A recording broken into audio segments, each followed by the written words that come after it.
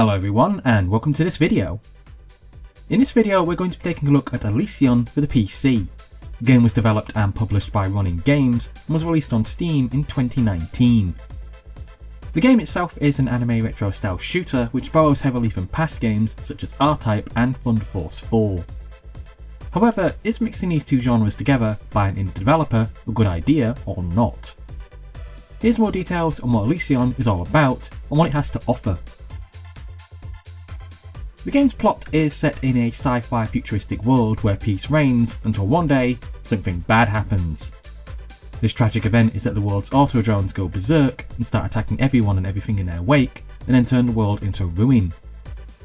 It's now up to our main heroine Sion to don the high-tech aerial combat device known as the Valkyrie to fight against the auto-drones and restore peace to the world once again. The story is a tad cliché, but honestly I find it's part of the game's charm and something that I could easily get into and understand right from the very start. ELYSION's characters consist of Sion, who is our game's main protagonist, and who is followed by Kyrie, who is codenamed Operator. Kyrie will inform Sion before each mission what she is meant to do, what her tasks are, and what she needs to carry out. They also both interact with each other in various cutscenes at the start of each level, and also near the end of the level where you'll fight the stage's end level boss. The bosses themselves appear to be just like Sion in that they can use the Valkyrie devices to fly, which also grant them several special abilities. A surprising thing about the game's characters which I wasn't expecting was that they are all fully voiced, be it in Japanese, and that all the game's characters interact with each other absolutely perfectly. And for a small indie development group to have done such a fantastic job on the voice acting is really impressive. All of the voices for each of the characters sound professionally well done, with no mess ups in audio, pitch or quality. So what exactly is the gameplay like then, I hear you ask? Well, let's just imagine we've gone back in time, we take the old title from the Master System game called R-Type, we then add some Thunder Force 4 to it, and then we then add the Troubled Witches saga from it. We put all these together and we end up with what essentially is ELYSION. The game has an anime art style but the mind-bending difficulty of past shooters like R-Type. So at its core it's a retro 2D style shooter with an anime look, feel and vibe to it. However, this isn't all that the game has to offer, as it really does require some skill, especially if you're trying to get the A grade for each level. So to do all this, ability wise, what is available for you? Well, that falls a little short in what I was expecting. When you're going through each stage, you can collect a few power-ups here and there which help you, such as support blasters, but these seem to run out of ammo within a few seconds, which then leads you right back to what you start out with, which is essentially either using one gun, which fires really slowly but gives you the ability to move fast, or you can use two guns, but then you move a lot more slower, but you have more precision and more firepower.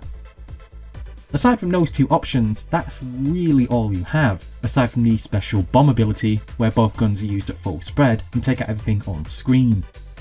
And that's it. Which is why I feel something's missing. It just feels as if the game is missing additional weapon power-ups like new blasters, guns or moves. It's like playing through Thunder Force 4, but only having the main blaster as your only choice of weapon in the entire game. That's just how it feels here. It feels as if Sion should have more choices of weapons like ice beams or reflective shields, or something crazy like that, but they're just not there, and because of that, it just feels a tad bit empty. Graphics wise, everything is done exceptionally well and to a professional standard. We have beautifully drawn 2D animated character representations of everyone, followed up with chibi style artwork representations of them as well. So, whilst you're in a cutscene with a end level boss, you can see Sion and the boss in their chibi forms, while also seeing them interact with each other, also in their traditional anime look, style and appearance. All this followed up with fantastic voice acting to boot. The game's animations are run fairly smoothly, which honestly they really need to, considering all the crazy action that's going on screen at once. Thankfully, the game does a perfect job on this front, as I didn't suffer any lag or slowdown at any point while playing the game. I feel like this part lets the game down the most, its environments. Now, I'm not saying that the game's level designs are bad or anything like that, It's just at times they do feel a tad bit plain. We're given 6 stages to play with, and each one is different from the other, one being Ruined City, another a weapons storage facility, and another in what appears to be an underground cave of some sorts. They are all different and have their own look, feel and vibe to them, but they all do feel as if they have been designed in such a way that they do not distract you from what's happening on screen around you, because if you do daze off even for a few seconds, then that can instantly spell your death. The stages might feel simple to some, but remember, sometimes being simple and being straightforward is best. If you have been looking at ELYSION and have been wondering if it's worth the purchase or not, then I would say yes it is. However, I do have a few hesitations about the game, which may possibly put some potential buyers off. As I've stated already in this review, the game feels as if it is missing a few additional features, such as weapons and power-ups. So because of this, you always feel as if you're playing Sion in her weakest form.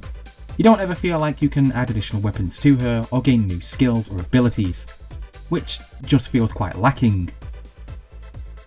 The game is also exceptionally short to boot. You can sit down and complete this game in under an hour if you really try.